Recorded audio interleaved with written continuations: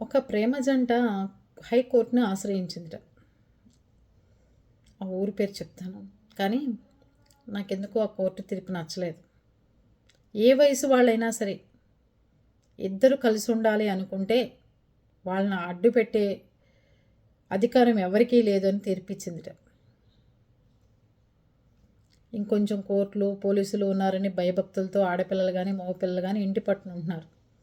ఈ కోర్టు తీర్పులు చూసిన తర్వాత ఇంకా కోర్టును ఆశ్రయిస్తారు. ఇంట్లోంచి పారిపోయి 10 ఏళ్ళకి 15 ఏళ్ళకి 12 ఏళ్ళకి ఎవడొకడుతో వెళ్ళిపోయి శుభ్రంగా వేరు కాపురం పెట్టుకుని హాయిగా ఉంటారు. ఈ తల్లిదండ్రులు రోజుకో నిమిషం ఎట్లా చావాలో తెలియక మనశ్శాంతి లేక చచ్చిపోతున్నారు. అది నేనంటానండి, మన పిల్లల పెంపకాల్లో కానీ మన విషయాల్లో కానీ కోర్టు జోక్యాలు ఉండకూడదు అంట నేను. అది తప్పైతే దయచేసి ఎవరైనా క్షమించండి.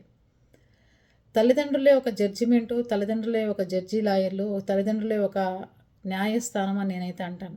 ఏది మంచి ఏది చెడు, ఎలా ఉండాలి, ఏం చేయాలి అనేది తల్లిదండ్రులకు వదిలేయండి వాళ్ళకి అన్నందుకు. దయచేసి ఎవరు కల్పించుకోవద్దు.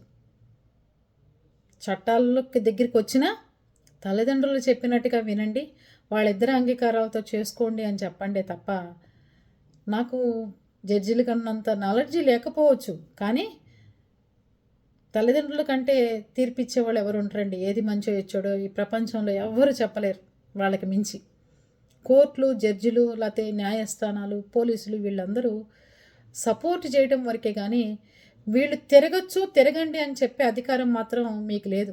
ఓన్లీ తల్లిదండ్రులు ఒక్కళ్ళకే ఉంటుంది.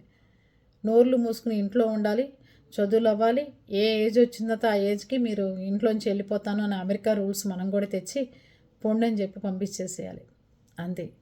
అంతేగాని కోర్టులు పోలీసులు కల్పించుకుని వీళ్ళు తిరగనివ్వండి, మేము వీళ్ళకి హెల్ప్ చేస్తాం, వీళ్ళు తిరగనివ్వండి, మేమే ప్రొటెక్షన్ ఇస్తాం, మీరు ఎవరితో తిరిగినా నీ కూతురు ఎవరితో వెళ్ళిపోయి ఎవడింట్లో ఉన్నా కూడా మీరు నోర్లు మూసి కూర్చోండి అంటే ఇంక కంఠం ఎందుకండి చెప్పండి? మీరందరూ ఏమంటారు? ఇంకా కనటం ఎందుకు పిల్లల్ని? అది 10 ఏళ్ళు వచ్చిన తర్వాత ఎలాగో వెళ్ళిపోతుంది, వాడు వెళ్ళిపోతాడని తెలిసినప్పుడు ఇంకా కంఠం ఎందుకు, పెంచడం ఎందుకు? దయచేసి కోర్టులను వీళ్ళు న్యాయస్థానాలు కల్పించుకోమాకండి పిల్లల్ని పెంచే విషయంలో. ఓకేనా?